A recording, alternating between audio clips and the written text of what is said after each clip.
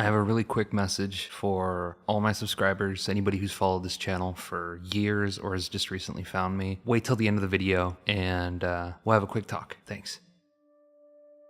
I really thought I could take this to the grave. I thought 7 years later, it'd be a shadow of a decaying memory pushed far back into the depths of my mind. I actually envy those people who completely block out a traumatic experience as though it never happened. But this did happen, and I don't even care if they find me anymore. I need to try and relieve the guilt I'm plagued with. The guilt of not being able to do something. So here it goes. Although I was only going to university in the city, a mere 25-minute drive from my home in the suburbs, I decided I wanted to live on campus rather than commute during the first year of my law degree. If only for my first year I wanted to immerse myself in the university life before considering living at home and traveling in for my second and third year. In between nights out and lectures, I enjoyed perusing Netflix, which I played through my TV using my Xbox. I loved settling down to a night in, watching a combination of comedy TV series or horror films if I could coerce one of my 6 other flatmates to join me, as I've never been able to watch horror movies alone. Our first reading week soon came about, which is essentially a week's holiday disguised as a study break. The rest of my flatmates returned home to see their families along with the majority of students living on campus. All that remained were a few stragglers, including myself. I often visited my family, returning home almost every other weekend clutching my latest culmination of laundry, ready to make my parents feel needed and to spend some time with my older sister. Due to my frequent visits, I decided to remain in my accommodation during this reading week, and spend my days both studying and procrastinating in the library, before winding down in my bedroom watching some Netflix. It got to Tuesday evening, and I had propped myself up in my bed. Xbox controller in hand, bowl of baked beans in my lap. I was always eating baked beans, and my flatmates always joked about the fact that I had a can of Heinz baked beans stacked next to my bed, and stated I probably ate them straight out of the can during my sleep. I turned on my Xbox and navigated to the Netflix app. Netflix opened as normal, however, I immediately noticed the difference. When the user selection came up, I noticed a new user had appeared. The usual users were still there: Emily, my older sister, Little Bro, that's mine, and Guest. However, a new user called Schnuck took its place alongside the usual usernames. As it was my sister's Netflix account, I initially assumed this new user to be one of my sister's friends, who had also been granted passage to piggyback off of her account. The name Schnuck was not familiar, so I curiously selected this user to see if I could work out which of my sister's friends it was based on their viewing history. The next page loaded, and although familiar, did not conform to the usual Netflix display.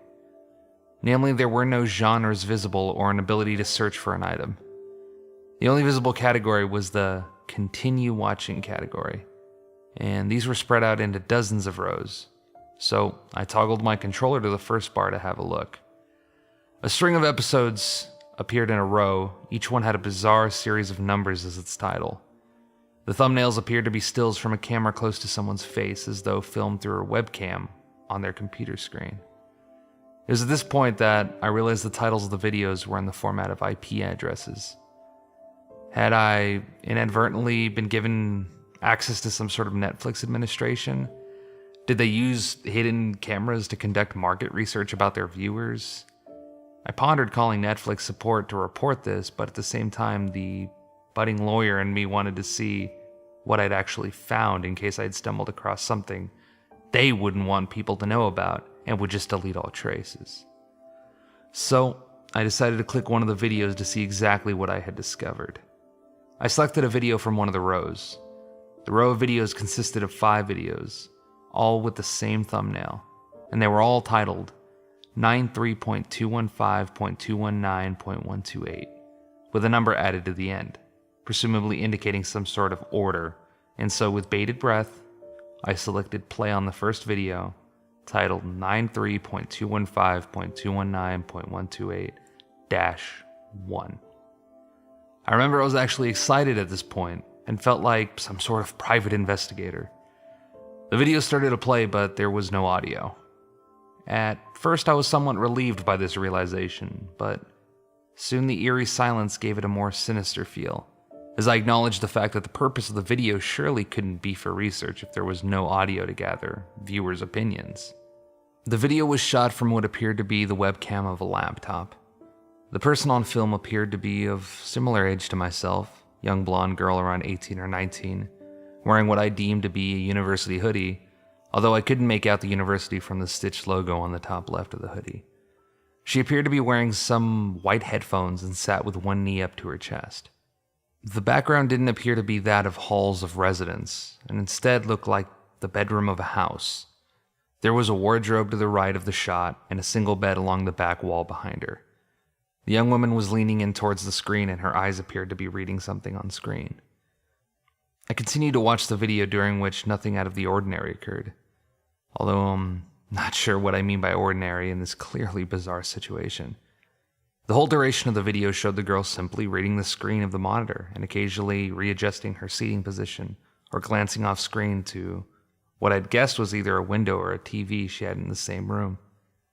After 8 minutes, the video ended abruptly, and the next video, titled 93.215.219.128-2, began a countdown ready to begin playing automatically. I lit a cigarette, taking in a deep nicotine-infused breath as the next video started to play. Again, there was no sound, and the video started in much the same fashion as the previous one. It showed the same blonde girl looking into her screen, although she was now wearing different clothes, indicating this was a different time or day from the previous video. After about 45 seconds, she appeared to receive a phone call as she pressed a mobile phone to her ear. After a couple of minutes, she put the phone down and proceeded to stand up and walk across the room. She opened what appeared to be a wardrobe and took out some items of clothing, laying them on the bed. She then lifted her t-shirt over her head and slipped out of her jeans, leaving her in just her bra and panties. I shifted in my seat uncomfortably. What the hell is this? Had some pervert hacked this poor girl's webcam to make secret videos of her undressing? I felt a little nauseous at the thought of it. Within moments, she had put on the clothes retrieved from the wardrobe and gathered her handbag and phone before leaving the room. After a few more seconds, the video ended. My unease was steadily building, but I let the next video play. Video 93.215.219.128.3 began playing, and I braced myself for another seedy video. The video started with the girl's empty bedroom. The room looked a lot lighter than the previous video, suggesting this was daytime, and the others had been recorded at night. After about a minute, the girl appeared through the bedroom door wearing a dressing gown and a towel on her head. She leaned forward and pulled the towel off her head, and towel dried her hair for a few moments before flinging the towel onto the floor. Following this, she flung open the dressing gown and let it drop past her fully naked body to the floor. Now I was certain this was some creep's jerk-off folder. Thankfully, the blonde girl quickly slipped into some tracksuit bottoms and a t-shirt before sitting in front of her screen once more. The video shortly concluded following this. The next video started to auto-load, but before it could count down past 7, I clicked cancel and took a second to recollect myself. I had a sick feeling in my stomach and my hands were slick with sweat. I felt like a criminal even though I was just a voyeur on some sicko's game. I pushed myself back from my desk and went to the bathroom. Once I had returned to the bedroom, I had perched myself back on the edge of the bed. I noticed that in my absence, the screen had returned to the continue watching menu. And I saw that there were dozens of rows of these video series all lined up. Most of the thumbnails showed women, but spotted a few men too. I scrolled down the rows and surmised that most of the series were 5 videos long. However, I noticed a couple that only contained 3 or 4 videos. I navigated back to the top and clicked video 93.215.219.128.4, taking in an unsure breath as it started to play. The video once again opened with the blonde girl sat in front of the camera, and I glanced down and saw that this video was only 94 seconds long. I looked back at the girl who was leaning closely towards the screen. She looked like she was studying something in great detail or possibly reading some very small text. All of a sudden, A pure look of terror crossed her face as she screamed while simultaneously jumping out of her seat and crashing onto the bed behind her. She looked to be breathing heavily with a hand on her chest before starting to giggle and move back towards the screen, sitting back in the chair. If I didn't know better, she looked like she'd been scared by one of those pranks you used to get sent during the days of MSN Messenger. You'd follow a link to an innocent-looking brain teaser or spot the difference or similar task, and you'd stare intensely at it before being scared half to death by a face jumping out at you on a screen right in front of your eyes, accompanied by an intolerably loud scream. The video abruptly ended once the girl was back in her seat. I was perplexed to say the least. Why on earth was there a video showing someone being scared? It wasn't even remotely sexual in nature compared to the last two videos. The fifth and final video, 93215219128 started to count down, and I settled back against the wall. The video had the longest play time by the looks of it, just shy of 6 minutes. The video started with the blonde girl in her usual spot in front of the camera. The room looked quite dark, and I guess it must have been nighttime. She was wearing white headphones again and sat with both knees to her chest. After a few minutes of nothing happening, I noticed her bedroom door open behind her. My heart jerked as two men entered the room. They were both wearing black suits and their faces were pixelated and blurred to destroy any chance of recognition. The girl didn't notice them, and I found myself yelling at the screen for the girl to turn around. The way they moved so calmly made me feel sick. Within moments, one of the men unveiled a roll of duct tape, and with one swift motion he had grabbed the blonde girl by the head, stuck the tape across her mouth, and dragged it around her head several times as the other man held her in place by her arms. The familiar look of terror I had just seen was spread over the girl's face, and tears streamed down from her eyes. The man holding her arms yanked her backwards off the chair by her underarms, causing the chair to spin across the room. The man held her upright from behind, ensuring she was in full view of the camera, whilst the other man pulled what looked like a stapler from his blazer. I watched in horror as the man grabbed the girl by the left side of her face and forced her eye open, before stapling each eyelid to her face. He gestured for her to look at the camera and gave the camera a double thumbs up with gloved hands. The girl was screaming in pain and fighting fruitlessly to get out of the grip of the man holding her from behind. The other man calmly put the stapler back into his jacket pocket before pulling a knife from another pocket. He proceeded to slash open the white t-shirt she was wearing, which hung off her arms as she tried to kick him away. I couldn't stop screaming as the man slowly and meticulously dragged the knife down her body from in between her breasts towards her privates. The girl's insides clung on before the man reached in, and the girl watched as her own entrails were pulled out. I threw up onto my floor at this point as tears streamed uncontrollably down my face. I lifted my head back up just in time to see the two men standing in front of the girl's now lifeless body as they joined hands and bowed to the camera as though just finishing a stage performance. And with that, they left the room, leaving the girl's body on the floor with her empty, pained eyes burning into the camera before the video ended. The screen went back to the continue watching menu, and with shaking hands, I started selecting the fifth video of several of the other series. All were women, a few were men, being brutally murdered by the suited men. A young man was strangled. A woman was suffocated with a plastic bag over her head. A man had his tongue cut out. An older woman had her throat slit. After a few minutes of being entirely useless, I retrieved my mobile phone and pushed 911 into the dialing screen. As I went to click call, my attention was diverted back to the TV. I had scrolled down several rows of these series, and suddenly one of the thumbnails caught my eye. I felt like my heart left my body as I saw that the thumbnail was Emily, my sister. I felt my stomach turn and my blood run cold. I saw that the series was made up of 4 videos, just one video short of a complete series. And with that revelation, my body finally obeyed me as I jumped and grabbed my car keys. I was out the door and in my car within seconds. I frantically dialed my home phone number. It rang out with no answer. My dad would usually answer, but I remembered with frustration that my parents were away for the night. I cursed and dialed Emily's mobile number. No answer. I accelerated out of the city and tried to regulate my breathing as I raced onto the highway. It'd be no good if I had a crash, I tried to tell myself as my car hurtled along. Fortunately, it was around 1 a.m. at this point, so there weren't many other cars on the road to begin with. I made it home in just over 15 minutes and bursted into the house, shouting Emily's name. I ran upstairs and ran straight into my sister as she was emerging from her bedroom. I sighed in relief that she was okay, and Emily demanded to know what was wrong as I pushed past her and slammed her laptop shut. I tried my best to explain what I had seen, and not long after we were in her car driving to the police station.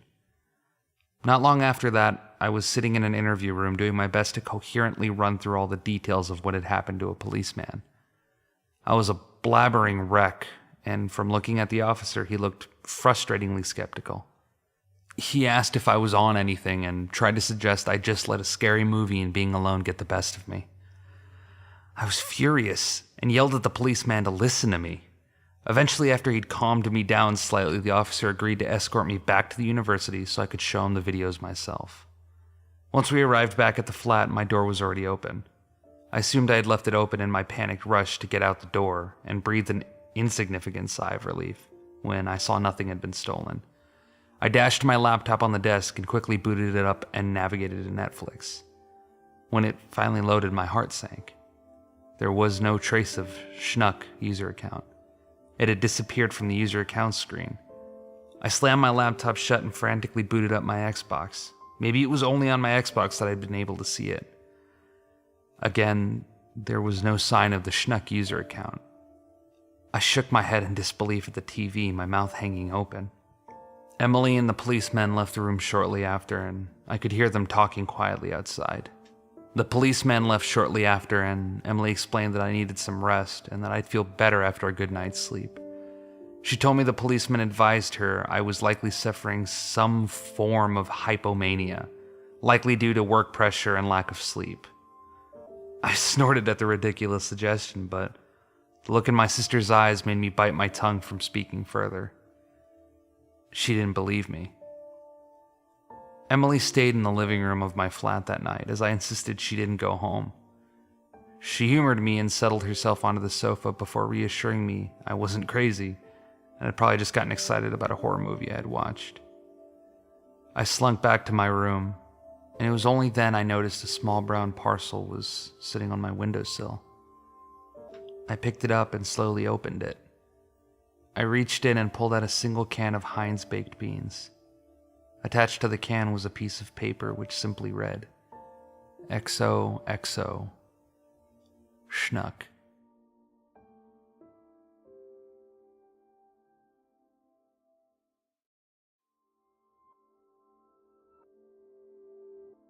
Hey everybody.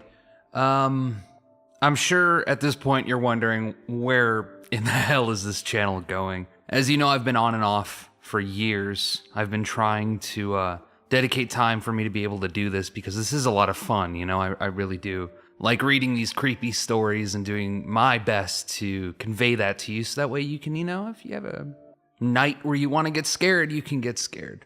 It's tough, you know, I don't want to divulge too much because I'm not the kind of person to whine and complain, but life's been tough for me. And it's had a lot of ups and downs, and it's made it very hard to do things that are not financially viable, whether that be working or actually, I don't think I've ever divulged this on this channel. I've never really done anything like this. I'm actually a recording engineer and a producer, and a professional one at that. And, you know, I work with bands and I work on getting them to sound as good as humanly possible. And I write for them. I get paid to do a lot of this. That's my livelihood. And it takes a lot of time. It takes a lot of effort out of me. So I end up having to do that in order to put food on the table. And soon, very soon, I'm talking within the next few weeks of me uploading this, to pay rent entirely on my own. But money has had to go different places, and it's required me to do the things that pay. So it sucks because I like doing this so much and I'm unable to. So where is this channel going? What's going on? Basically, I'm going to do my absolute best, the way I have so many other times, to keep this going. I really, the comments that I've read from some of you guys that these videos has been insane. It's been such a motivator. Every time somebody comments and says, hey, I love this, after like months of just abandoning the channel, all of a sudden I get this huge rush of like, time to get back to work. There's something about feeling like somebody's listening and willing to, come forward and say, yo, this is awesome. That motivates me. That gets me to go, damn, I'm making a video tonight, And to anybody who's gone to all my videos and said, oh, I love you, you really are the best reader. I wish you'd do more. Oh my God, I'm looking forward to uploads. You're the reason I'm making these videos right now, period. Thank you to everybody who's had criticisms. I know those SCP videos, I know, and I'm sorry I didn't stick with it. Just being able to read to you guys and being able to, share some scary stories that I like and that are, popular on the internet right now, that's a lot of fun. With Halloween around the corner, I really wanted to try to, I'm going to give it an honest effort because, I think I'm pretty good at doing this. And it seems like, the people that have been following me, you guys like it too. So I definitely want to keep, you guys in the loop and I want to keep things going. So, rambly, weird. I know, I'm sorry. I know this breaks the illusion of the reader, but it felt important to me to the few people who care. Just for you guys to hear this. So I'm going to keep making videos. I really do hope you guys like them. There's a bird outside. I really do hope you guys like them. If you made it this far, if you're brand new, please do subscribe. Leave comments. My God, comments like fuel me. It's just the best feeling in the world. Whether negative or positive. The positive ones keep me going. The negative ones make me go, man, I guess I better do better next time. Yeah, subscribe. If you like the video,